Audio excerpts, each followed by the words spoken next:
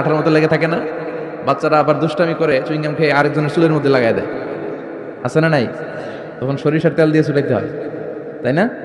তো মান লাজিমাল ইস্তিগফার, যে ইস্তিগফারের সাথে আঠার মতো লেগে থাকে সে পাঁচটা জিনিস পায় জীবনে। চিল্লায় বলেন না কয়টা? এক নাম্বার, জাআলাল্লাহু লাহু মিন কুল্লি দিকিন মাখরাজা, সব বিপদ থেকে তার উদ্ধার করে কে? আল্লাহ। আমাদের জীবনে বিপদ আপদ আছে না নাই? কম না বেশি? কত বিপদ, কত ধরনের বিপদ। যে কোনো সময় দুর্ঘটনা হতে পারে, রোড অ্যাক্সিডেন্ট আছে না নাই? যে কোনো সময় গুম হয়ে যেতে পারেন, আপনারা খুঁজে পাবেন আপনার স্বজনরা। যে কোনো সময় ক্রস ফায়ারের মধ্যে পড়তে পারেন, ঠিক কি না? যে কোনো সময় বজ্রপাতে আপনি নিহত হতে পারেন, ভূমিকম্পের মাঝখানে পড়তে পারেন, দুজন কোবাকবি লাগছে, আপনি মাঝখানে, হইতে পারে না?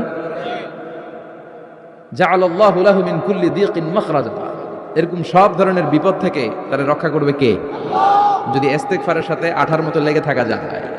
এই হলো নাম্বার 1। নাম্বার 2, ওমিন কুল্লি হাম্মিন ফারাজা, যে সব সময় আঠার মতো ইস্তিগফারের সাথে লেগে থাকবে, আল্লাহ তাকে দুশ্চিন্তা থেকে মুক্তি দিবেন, তার কোনো টেনশন থাকবে না। সুবহানাল্লাহ পড়েন। আমাদের জীবনে টেনশন আছে না নাই?